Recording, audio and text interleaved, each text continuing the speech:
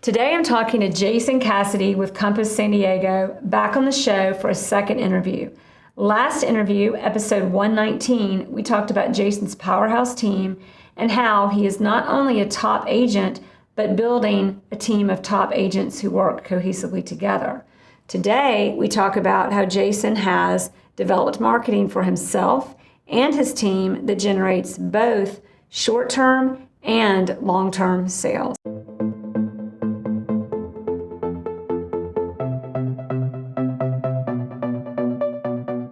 Thanks for listening to the Jere Metcalf Podcast, where top real estate agents tell how they do it. This podcast is to share knowledge for realtors and raise awareness for Give Back Homes, where real estate professionals work together for social good. Jet Centers Aviation, Bentley Atlanta, Legends Global, thank you for your sponsorship. All right, everybody, it's the Jere Metcalf Podcast, where top real estate agents tell how they do it. And today we have brought back Jason Cassity from San Diego with Compass. And Jason, first of all, thank you for coming back and being on the show. Thank you for having me. Has anybody else ever done two shows on the Jere Metcalf podcast? Only a select few. Oh, only a few. Thought You're not for sure that I would be the first person to do this. Sorry, no.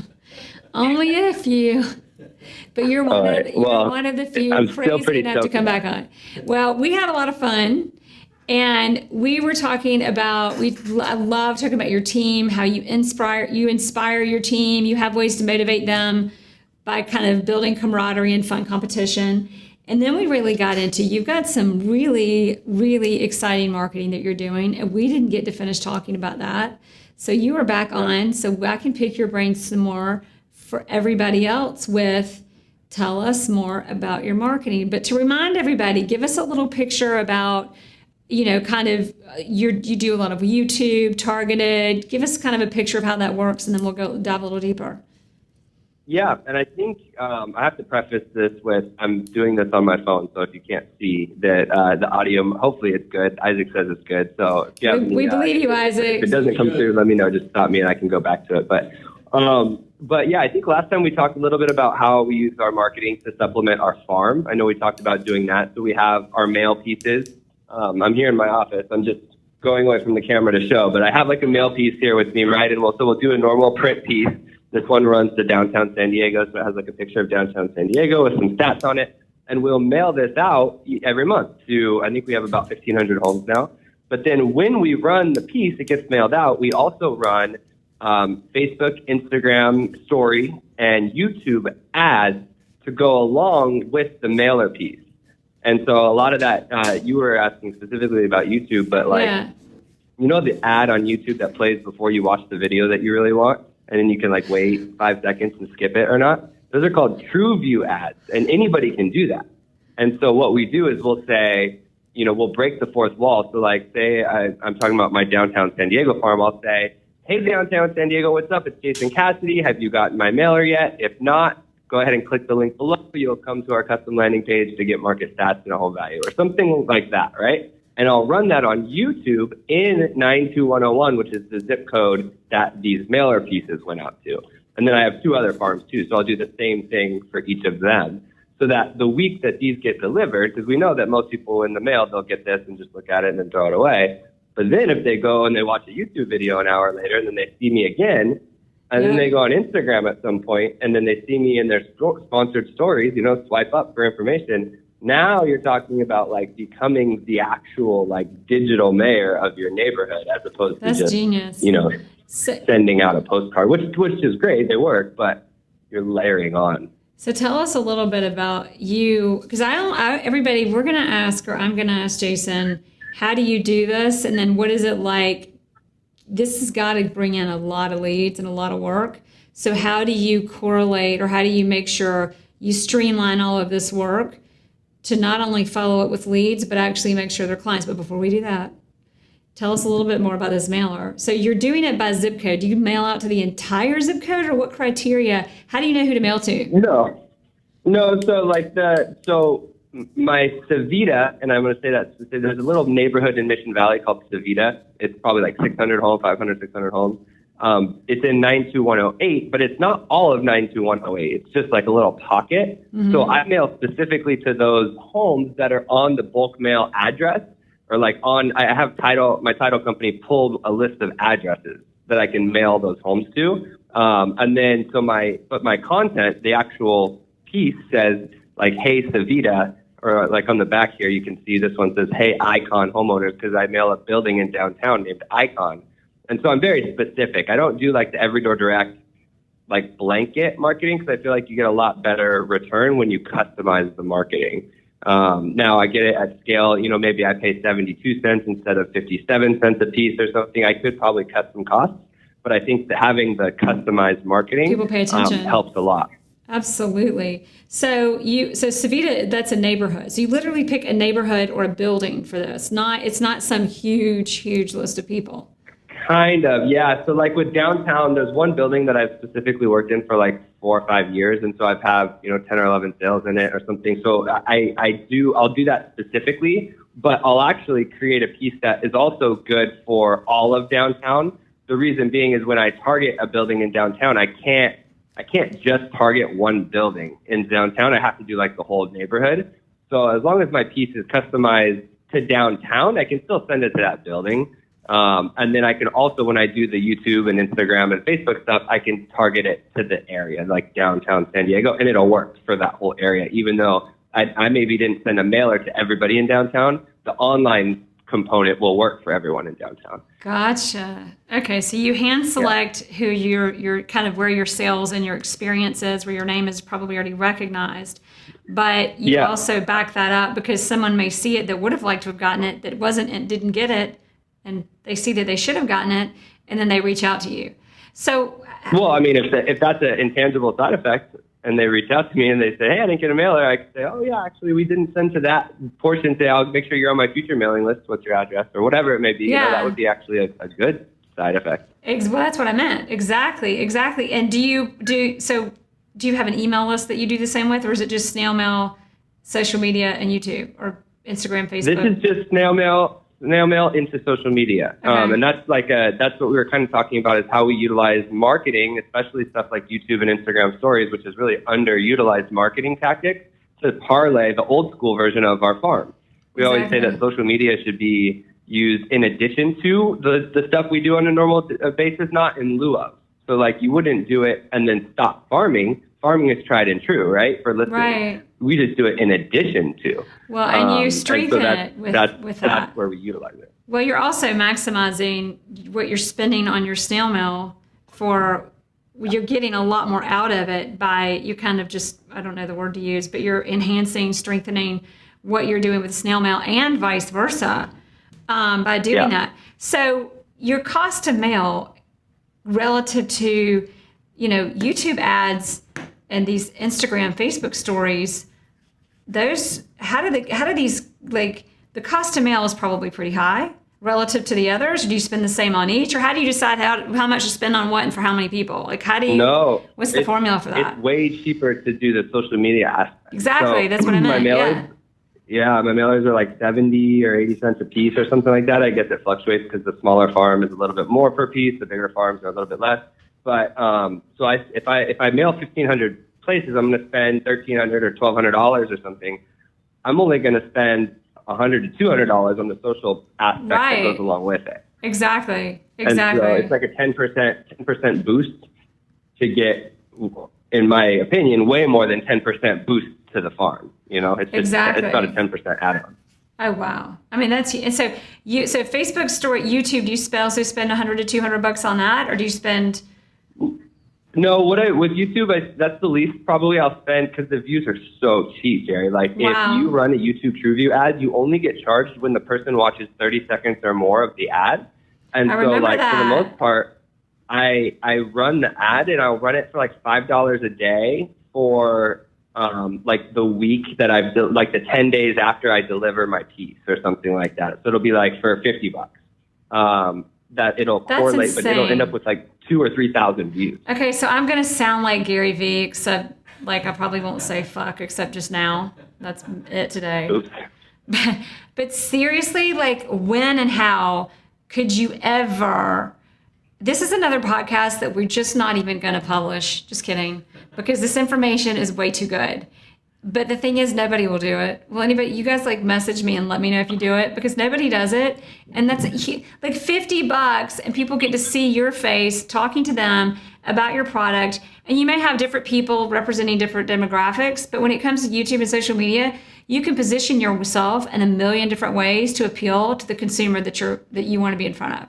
I mean, that is so powerful. Yeah. You can run it to people. So when you type in your zip code, so like when I run this, I'll go run this ad to 92101, and then I'll type in the keyword real estate, and it'll only show it to people who have like Google and YouTube histories of searching for real estate too. So you can actually target it even more. And it ends up being like 3 cents of view or something like that you end up paying for. So like, that's amazing. Like, and by the way, Isaac, the podcast, we don't do anything with YouTube for the podcast at all, except it just sits there. And like, Isaac, get some videos. We already have some. Oh, we have to do, well, you're right. Yeah. Anyway, see, like you're even like coaching me on my podcast now. So, but I mean, huge. Okay. So here's my question. Well, I have two. The first one is, and then I'm going to get back to like the ultimate goal of all these questions, but the first is on this mailing thing. Why even snail mail? So that you like, why even do that when you've got this other exposure for such a low cost? Good question. Because in my mind, and I've actually toyed with the effect of doing just a completely digital farm, but not everybody uses Facebook and Instagram and YouTube. As weird as we think that sounds, not everybody is there. Right. Which is mind blowing, but that's true. Yeah. That's true. So those people, you really get older clientele, like 45 plus for some reason, like they use that. It starts to skew down the usability. So like 25 to 45, I think is the biggest age demographic of like Facebook and Instagram and YouTube. But like after 45, there's still a lot of users there, but especially in two of my farms in Point Loma specifically, like that's a lot of older money. So like if my clients are 50 and 60, like, and I'm not sending the mail piece, I'm going to miss them. Well, and here's another thing, I bet. So when you're younger, or tell me what you think, in your younger demographic, they engage more with the social media, but it's great to have their physical reminder of the mailer. But when you get into, which by the way, I know in Atlanta, it used to be, everybody used to do this first time home buyer stuff because 40% of buyers out there were first-time home buyers. Now 40% of buyers out there, I think first-time home buyers is like 15, but the majority of people buying homes now are people that are the baby boomers, maybe the Gen Xers, but really the baby boomers, and they actually even own second homes, and they're the people with more money and in their 50s and 60s. So back to the other thing on that, on these mail pieces, they probably don't engage or trust social media or YouTube the way the younger demographic does. So it's important. They may see it there, but they're going to establish trust and remember more and engage more off of the mailing piece. Would that be? Yeah. So anyway. Yeah, totally. I mean, it's like we have a little motto. It's like in addition to, not in lieu of. Like we've found ways to make marketing complement the old school stuff, not replace per se. Yes. In addition to, not in lieu of, and also to kind of enhance it. So the next question for you is, doing campaigns like this, I would imagine, or maybe not, like what is so if you send out 1,000 postcards and add on the Facebook and the YouTube, what is the response like? Is it pretty heavy? No, I always feel like, and so again, you want to do this type of stuff in maybe a neighborhood that you farm, right? You have some past successes in, so people have already seen you put up open house signs and all that type of stuff. And so what I found is that the ultimate goal here is that people don't call you for a listing appointment. They call you to come list their home, right? Because they've seen you for the last 6 months or a year. Say it again, because people forget this. People don't call you for a listing appointment. They call you to list their home. We're like, oh, let's go pitch them. Like you just pitched yourself out of a deal. But keep going. I love that. Correct. Yeah, I think the ultimate goal, we all know that, basically like referrals are the best type of source. When somebody already knows who you are, those are the best type of lead sources. So when you're doing the add-on stuff, like even like Instagram swipe up and YouTube and Facebook to correlate along with this, if someone just gets this in the mail for, a couple of years and they're like, oh, we should probably call this guy, his mailer piece says he's done 4 sales in here, you're probably going to get 4 other people that you're going up against. But if someone sees you for like a year with your mail plus the YouTube plus the Instagram, then they follow you on Instagram and then they watch your behind the scenes and watch all your stuff, you're not getting a call for a listing appointment. They already know who you are and what you're about. So those calls are going to become come list me calls instead of come list appointment calls, right? Exactly. Which is way stronger position to be in. Well, the use of your time in there is at that appointment. It's a consultation. It's your initial consultation and preparing them for success, as opposed to pitching people and hoping to get business, which is just desperation and defensiveness are never, ever a good place to come from in business. And that's what listing presentations make people feel like. So when people call you, do you have any kind of system to keep up with these people once you get them in your database? Or is it just, you just keep doing what you do and they come to you when they're ready? Or is there any process that you implement behind that? No, we definitely follow up with them. So it's really tough to say like 1% or 0.5% or something. But every time we send out a mailer, we get a couple people that go to our landing page, maybe a few that type in their address and get a free home valuation, maybe some new followers on Instagram or whatever it may be. We get some sort of like micro conversion. But those people, once we get their contact information, those people go right into our CRM, and then they get hit with, quarterly updates of value on their home. We do weekly email newsletter blasts, and then of course we put out like our top of funnel content on social all the time. So those people get put into those audience funnels too. Once we get their contact information, not everybody's ready right away. So. But we do get, come list me calls that are like, hey, I'm sitting here with your letter on my desk. Like, I'm thinking about selling my home. Like, come, let's talk. It happens a lot. But what happens just as much or more often is that we just get an address or we just get some contact info, and then they go into our CRM for our normal follow-up. Well, and I think something important to remember about that is I prefer the people I think a lot of people do an ad and they're like, okay, why didn't I get 5 listings? It's like, or listing appointments. It's actually almost in the long run so much more productive if you just engage so that you have the time to follow up. So by the time they are ready, the appointment's productive, not like a pitch against. I've been in listing appointments where I was competing with 50 agents. I mean, like that's like that, and I'll never forget. That's a whole story how I won that. Maybe we'll interview me on the podcast one day. No, I'm kidding. But back to the point is, it's a lot more fun when you're not just getting listing appointments. It's almost better that you're getting the people who want to hear back from you. So when they are ready, and you're getting referrals from them in the meantime. Okay, so back to, I want to reiterate on what you said about this converting. So you say on the people that call in, they get weekly newsletters and quarterly updates on their home evaluations. Is that right? Yeah, that's right. We do weekly newsletters, or not newsletters, but we do weekly content, whether it be market updates or things like that via email. Okay. And then we do a quarterly video CMA. And so this is a new thing that, as far as I know, we're one of the only teams that does it. I mean, I'm sure it's been around a long time, but what we'll do is we'll send out, we have a list, just like our CRM or whatever, and I think I have between 75 and 100 homeowners, past clients, and then, seller leads.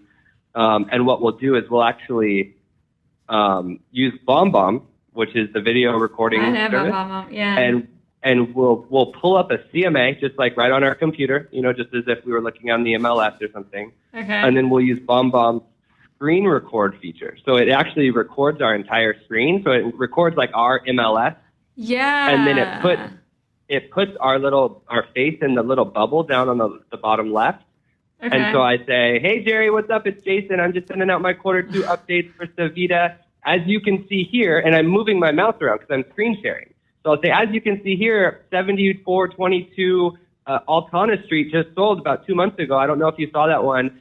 This is probably the best comp for you right now. So if you look, it's got 3 beds, 3.5 baths, and it sold for $789,000. You'll probably be right around there. Now, if you've done anything on the inside, of course, you'd have to let me know. We don't know that, but this is probably a good jumping off point for you if you're thinking about selling as a value. If you want this entire breakdown, just email me back. Let me know. I'll send it over. Otherwise, I hope all's well. I'll talk to you soon. right? Oh And my so, God, that is so smart. Okay, I have 1,000 more questions, but keep going first because I don't want to stop you. This is good. Keep going. yeah, but I think that what changed that is because I think a lot of people send out value updates to their, to their sphere, to their sellers and I'm stuff, but writing they this stuff just send an down. email, Yeah. with a value, or they Well, may it's just send like not a PDF or engaging. something. They're not going to pay attention because it's in video, things moving, and people are used to watching videos now, so they want to watch them. I think there were kind of some both ends of that spectrum in the beginning on videos. So, and I love how you have the call to action. But so many questions. The first one though is, I love recording. I love what you're doing. I used to do that, but not with the screen recording. I would just like me talking about Brookhaven and whatever. But you just said, because you send this to how many, like 75 to 100 people, or how many people? Yeah, on a quarterly basis, I think I have somewhere between 75 and 100 between past buyer clients who still live in San Diego and then seller leads who we've just captured addresses for but aren't ready yet. So it's like, I don't know, say 80. So are you doing 80 individual videos for each? Yeah. That's really impressive. Well, I mean, it's not. That's our job, Jerry. Like we're right, like right. If you think about it, over the course of now he's making me look bad, weeks, Isaac. He's making me look bad. Now keep going. This is good. No, not you at all. I mean, I'm because giving you're you a hard echoing the time. sentiment that I've heard a lot too. It's like, I mean, over the course of 12 weeks in a quarter, right? As long as you're doing these quarterly, you can break them up. That's only 8 per week. That's only 1 or 2 per day, and it's like it takes 2 minutes. You just saw. I just did a whole one. And it takes 2 minutes. You send it to your client, and then you schedule for a quarter out on your CRM. So you get a little calendar pop up and say, "Hey, it's quarter 3. Send to Jerry again." And now, then in the meantime, you're seeing, I'm sending out weekly stuff or monthly stuff or invites to events and stuff, and so maybe yours might say, "Hey, Jerry, great to see you at that event last week. Here's your quarterly update, and I can't wait to see you next month for this event." Or so, so you can tailor it a little bit. It's not saying that's the only time you talk to these people, but that's a quarterly check-in that gives them their value update instead of just sending them a PDF. I love that, and they've got it. Well, they know you actually did it just for them. It's so much more personal, and they can go back and look at it again. Or like I always say to the referral part of our business and growing your business, is it's so much easier for them to refer you business when you send them things that are so unique and special and engaging like that, and share who you are and your personality. And if somebody doesn't like you, better to know now than, after you've spent a lot of time on them. But no, what were you going to say about? Yeah. I was going to say we're in the service business, and you have to do things that, exactly. Like Chris Smith, who's the founder of Curator, and he wrote the conversion code. He has the thing that says, do things that don't scale. Because like the concept is like, you always think of things that do things that scale, but like when you do things like that don't scale. When I have 1,000 clients, it's going to be really tough for me to send 1,000 ones. You know what I mean? It's going to get really, really tough. So theoretically, what that activity is doesn't scale. But if that's the type of stuff that stands out to the client, like this guy cares about me, he's sending me something customized, it's not boilerplate, I'm going to think of him and refer him to my friends. Do things that don't scale. I don't have 1,000 clients, and it's going to be a long time before I have 1,000 past clients. So I'll cross that bridge when I do. But do things that don't scale. I love that. The author of The Curator said that. Do things that don't scale. Yeah. That's awesome. So now here's another question for you. Well, I don't want to sidetrack you. I've got like my mind's going in a million directions because I love you. You just do things so well. And you're obviously so organized because most people can't execute this way, believe it or not. So let's talk about I'm going in 2 different directions. I want to talk about your listing presentation, but actually not yet. I'm going to go back to this question about scaling and not scaling. So you're doing things that don't scale. You obviously do scale as well. To make sure you consistently execute a quarterly update to 100 people, because I promise you, most people just don't deliver on that, not well, and you do. How do you time block? How do you make sure as you're selling more and more homes that the emergencies of what's going on, how do you leverage and how do you time block or what do you do to make sure those urgent matters in our service, we are in the service industry, how do you make sure you get it all in, get it done without one overtaking the other? Yeah, that's a good question. I use our, specifically for the video CRMs, I use our our video CMAs, I use our CRM, which sets reminders for me. So it's like, hey, Right. you didn't do Jere's Q3, thing. It's time to do that. So it really helps to have a solid CRM that can like remind you and set tasks for Right. different things like that. In the time blocking aspect, and I mean, I really don't want to be the poster boy for disciplined calendaring because I do calendar, but then I get off track all the time. I'm Okay, very good. reactive. I'm relieved. Okay. Okay. Yeah. But And the so- fact that but you we do, but keep going. Yeah. You do. Yeah, we do coach with Steve Scholl, who's a performance coach out here in Yes. Los Angeles. I mean, I'm in San Diego, but he's in Los Angeles.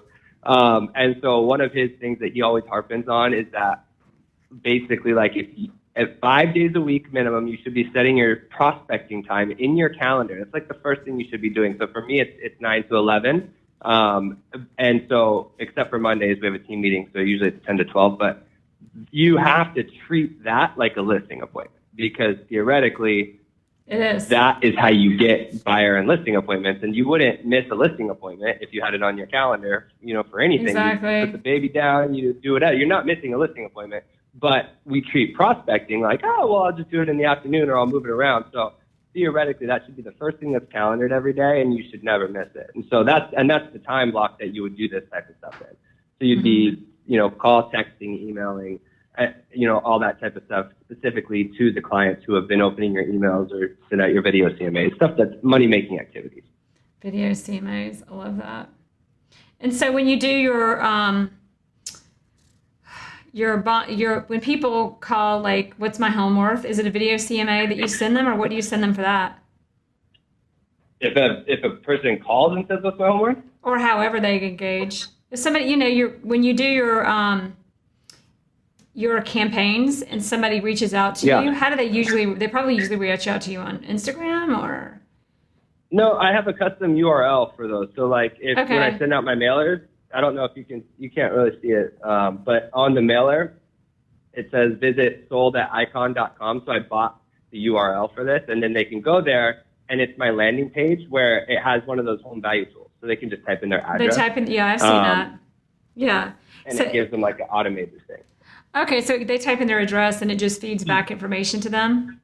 And then that... Yeah, but then I get that information too. So then they go into my CRM and they start getting my quarterly updates and all that type of stuff as if they would. I'll probably reach out if they filled in all of their contact information. I'd probably reach out and just say, hey, what's up? It's Jason. Hey, Jere. Like, thanks for filling out your information. I know, I saw the value for 462,000. Those automated ones are always a little bit off. I took a look myself. You're probably closer to 481 or something. You know what I mean? And just have a little conversation. And then put them into, then they go into the system. And you do that with a phone call, you said, or with a email? Yeah, for sure. If they left their phone number, yeah. And if they didn't, you could do a CMA video that says, hey, you got an automated update, but here's what the market really says or whatever. Do you ever do that? Yeah, I'll use BombBomb. Okay. Yeah, I'll use BombBomb for those. And then on those, who is the vendor that does that? Is it like is there a vendor that you get that from, or is that your website company that does that for you? It's my website company. It's Curator, my website company. Oh, that's right. But I mean, theoretically, I don't want to. I love Curator. I work with them. I'm going to their conference in Nashville. All that. So I'm a homer for Curator, and because I believe, like, have you ever heard the saying, like, don't bet the horse, bet the jockey? Like, Curator is great, but I love Chris Smith and Jimmy Mackin, the co-founders of Curator. Like, I really like what they're doing. And so I'm betting the jockeys there. But I really like what they're doing, but it's also really expensive. So it's a website, CRM, marketing masterminds put together for teams. Like, you almost have to have like a team of 4 or more or so, because you're going to generate a lot of Facebook leads and stuff. But I think there's like a $50 version out there that's called homevalueleads.com or something. That's what it is, Home Value Lead. Okay. Yeah, I think. Yeah, you could plug that in too. The Curator has one that's, And Chris Smith and is it Jimmy Mackey who founded Curator? Jimmy Mackin. Wait, yeah, the co-founders. What's his name again? I should know this, but Jimmy Mackin. Mackin. Sorry, Jimmy. We're not even going to make Isaac edit it out. We're just going to roll with it, right, Isaac? Just roll with it. We got to keep this as real as we can. It makes the interviews better. Okay, so dying to know, because first of all, you probably feel the same. You talked about when people call you to list their house, not to go on a listing appointment, especially when they know you. When you are called to list a house, do you treat that appointment differently depending on the relationship, or do you have kind of a listing appointment that you go off of, or presentation, or what does that look like for you when you meet somebody about selling their house? This is a really loaded question right now, and I love it because you're gonna see some vulnerability almost right now. So we have a great listing presentation. In fact, I'm moving away from the camera, but you can still hear me. I have a copy of it right here. So we have an awesome listing presentation. We bind them in these black matte compass binders. And then they're all customized and everything, right? And it's got information on, how many sales we've done, our team. It's got the map, all that type of stuff. We're actually in the middle of revising it with our marketing advisor here at Compass. We're taking like our favorite parts of the Compass templated one plus our one. So it's like a 40-page listing presentation that gets matte binded in this cool book. And then we actually, even second layer, we use the brand boxes. I don't know if you've seen these yet. Of course I have. Yeah. And so basically when we show up to the appointment, we've got this cool Compass brand box, like big boy with the listing presentation in it, plus some of our print marketing. And we leave these like behind, so it's like, it's heavy duty. But it's funny that you say that. So, and we all know how to go through a listing presentation. It's like, hey, we'll talk about who we are, blah, blah, blah, handling objections. Awesome. But what all of this is working to, and what our coach is really, thanks to Chris Voss, actually, what our coach is actually changing our mindset of is working on listing presentations specifically on emotional intelligence selling, as opposed to selling yourself as a commodity, right? So what we'll do is we show up with all the swag, right? And what I'll basically do is I'll walk in and I'll say, hey, Jerry, thanks so much. Before we even tour the house, I'll say, hey, I just want to let you know, like, obviously you're going to have some questions about some of our processes. I'm here to answer those for you. That's all in here. I'm going to leave that right here so you can take a look at it later. But first, like, tell me why I'm here, right? Like, how did I get here? Now. And then, I'm not going to sit down and say, okay, step 1, step 2, step 3. No, they don't want that. What? Coldwell Banker has one of these. Keller Williams has one of these, whatever. And what you do when you sit down and you just go through your action plan is you're commoditizing your value. Exactly. And what that leads to is a race to the bottom. Okay, you guys all pretty much do the same thing. Who's going to do it for 4%? That's what ends up happening. And so what I do is I say, we do this all, but forget about this. Why am I here? Exactly. And then they'll say, oh, you're here because I saw you on YouTube and I saw you that. Oh, okay, awesome. So it sounds like reach and exposure is really important to you. You know what I mean? That's awesome because, this is what we can do for you in that case. Well, what else is important to you? Well, you know what I mean? See the Chris Voss thing, we just got to change the subject because I just get way too, no, I'm kidding. But it's true. So on Chris, but like to reiterate what you're saying, when you get there, Chris will tell you, be very careful with why. Which is when you go to that listing presentation, you never, which is exactly why you're asking why, you never ask why unless you want them to defend it. You want them to defend why you're there today. And if you ask them why you're here today, they will defend why you're there and they'll tell you why you're there.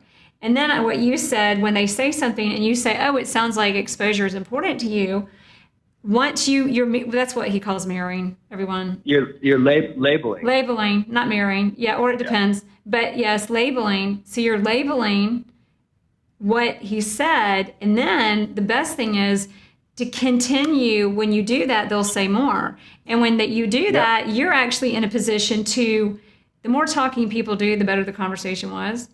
So, but the more they're able to do that, the more you're able to actively listen, to actually be a good agent for them. And the more they feel good about you because they're going to feel good about the conversation and hire you, but you're going to be a good agent for them because you actually know what they need. But finish. I just had to add that because it was so relevant. No, so I don't, and I get, we talked about this already, that you had Chris on and you just released that episode recently. I don't want to time date the episode and say when you released it, but you released it. It's really recent. Recently. Right. Yeah. But I you so want to say when. I love it. Anyway, keep going though. It was really recent. So I haven't listened to it yet, but I'm going to bet that Chris talked about going on a listing presentation and identifying if you're the favorite or the fool. Did he talk about that at all? Well, if you don't know if you're the fool, you probably are. And I can't remember. Did he talk about that as it? I don't remember. I think he did, yeah. I don't know if he did or not, but we talk about that though. Yeah. No, but go ahead. Yeah, Chris talks about that all the time, especially so does our coach, Steve. So basically, like one of the first things and the quickest things you need to find out is if you're the favorite or the fool. So if you know what I mean, if you're going Yeah. in and you're the favorite, then you can start to spell out some of your value and talk numbers and stuff like that. But if you identify really quickly that you're the fool and they're just using you for your valuable information, it's time to just exit out of that, and it's almost like chalk it up for another day. Exactly. Or every once in a while you'll come in and you might, I wish I could think of an example off the cuff, but you come in and you think that you find out you are the fool because you find out they'll tell you, if they're not hiring you, you can usually read into it. Well, I called you, but I'm also interviewing so-and-so, and they'll kind of give you why they're not going to hire you when they tell you why they're there. But sometimes it can give you a black swan. There are things that you don't know that they've revealed because you asked them why and had them defend something that you wanted them to defend. Or, if he's got a great example, but for example, if, reach and exposure are important and they don't believe, Compass is an example of this, the Compass has that because we're so new, but I saw your ad, so I thought I may as well call you. Then that gives you a chance to back off, mirror that, ask questions, and position them to understand that Compass actually has the best exposure that you could possibly get that no one else has access to or can in that conversation that you have with them. You still quickly need to get to the bottom of it. Don't spend an hour there convincing them to do something they don't want to do. But sometimes it also gives you that opportunity to do that. So anyway, keep going. I'm doing way too much talking now. I mean, I think that you asked specifically what our listing set up. And now I'm listing telling you. presentation Yeah, was. so keep going. Yeah. And so, that's it. And so that's why I laughed a little bit, because for 6 years now, this has been what I've taught. Like, have a badass 22-step, whatever, listing presentation with a great presentation. And so I do have that, because to some people, analytical people, maybe they want to read through that. And so I do bring it and I leave it behind, and it looks sexy and it's comprehensive and it has all my sales and it's great. But I almost never open the book when I'm in the listing presentation, because I'm trying to find out what it is that's important to you. I'm going to label that, I'm going to mirror it back, and then I'm going to basically call out like how we can help do those specific things. But I want the client to tell me what's important to them. You know what I mean? As opposed to me sitting down telling them what I'm going to do for them. So what has been the difference between your former listing appointments and they go a lot quicker. Mm-hmm. I'll tell you that much. They go a lot quicker. Or it's almost like, maybe 10 minutes in of talking and I'm done. Now we're just talking about baseball bat kids. You know what I mean? Like, yes. We're not talking anymore. Yeah. It was like we've identified all their wants and needs and how I'm going to take care of it for them. And now we're on. So they just go quick. The tough part about it, the jab, the boxing match is over quickly. Yeah. That's been the biggest change. Exactly. And it's worked both ways. So I track my listing appointments. So it's May, whatever. I've gone on 10 listing appointments this year. I've gotten 9 of the listings, right? Wow. And there's one, I've gotten 8. There's one that's still outstanding. He's a for sale by owner, so he hasn't listed yet. And then I missed one.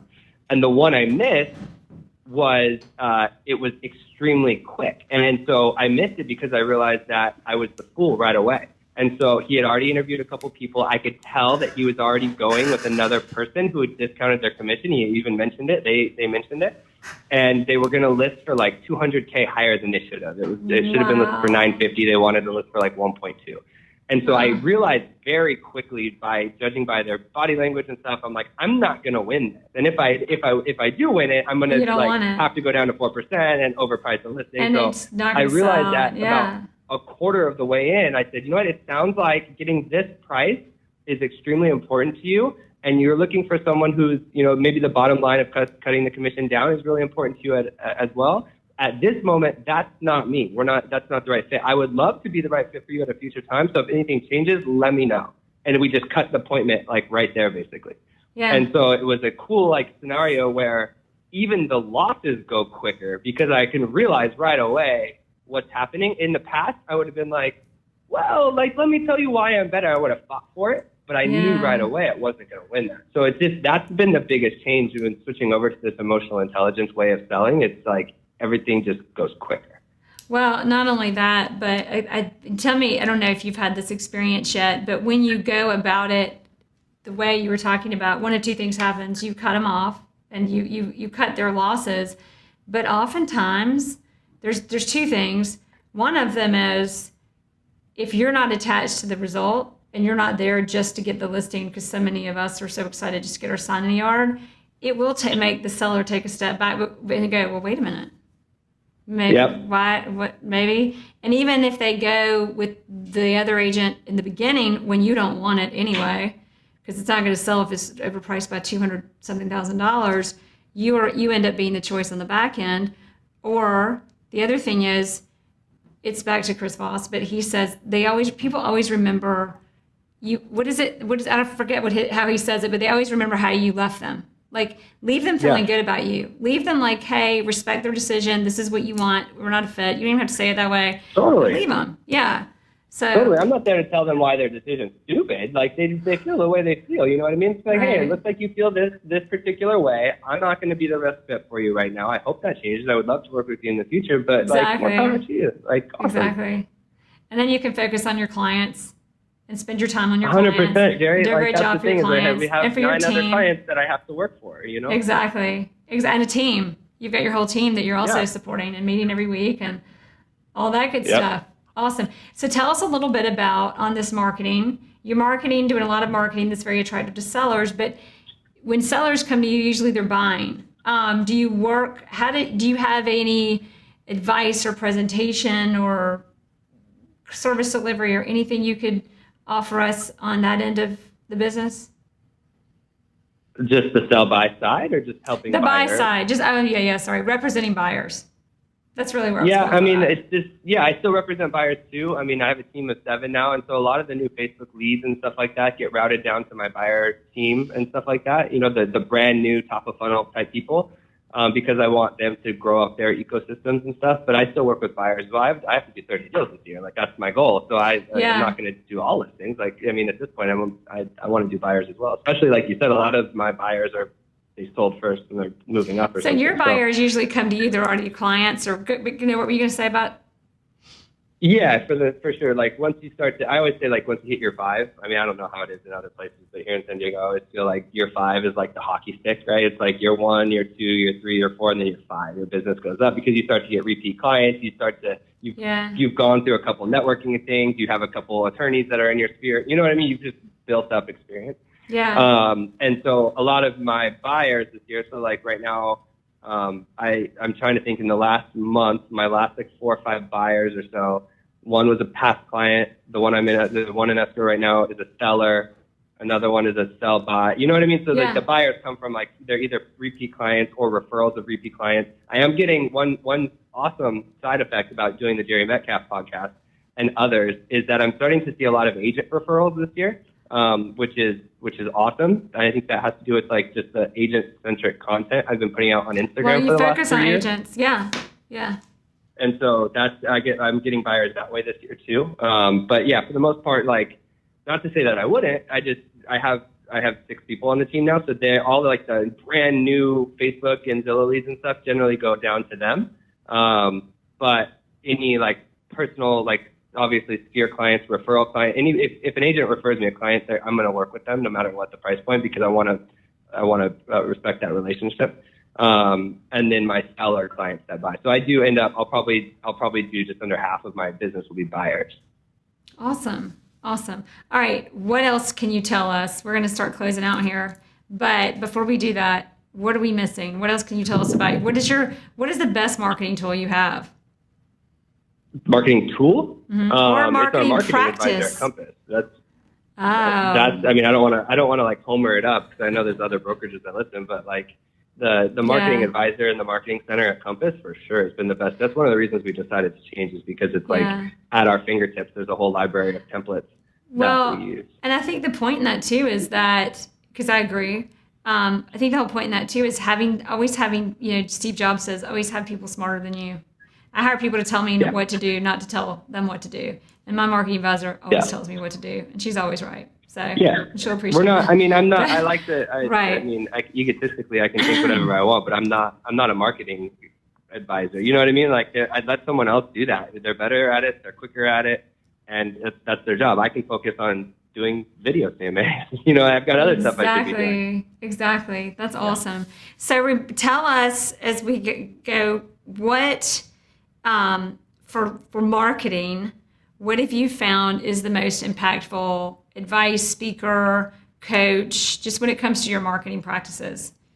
Where have you gotten the best? I mean, this is going to be so like cliche but we've talked but Gary Vee has been the biggest, probably yeah. I mean, I soak up his content, and I have for 5 years. So like, I feel like there's a lot of his mentality in everything that I do.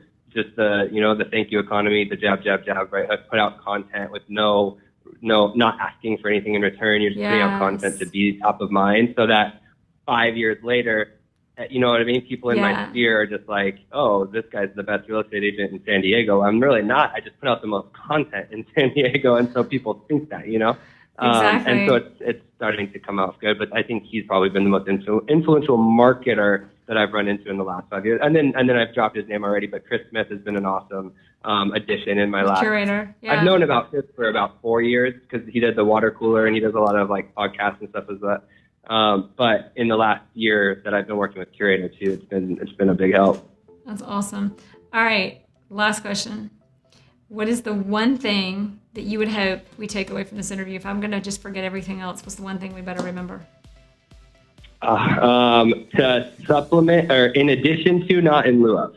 Remember that line, because when people worry about social media, especially people who aren't maybe native to social media, they don't, it's not second nature to them. Maybe they didn't grow up with Instagram or Facebook or whatever. Yeah.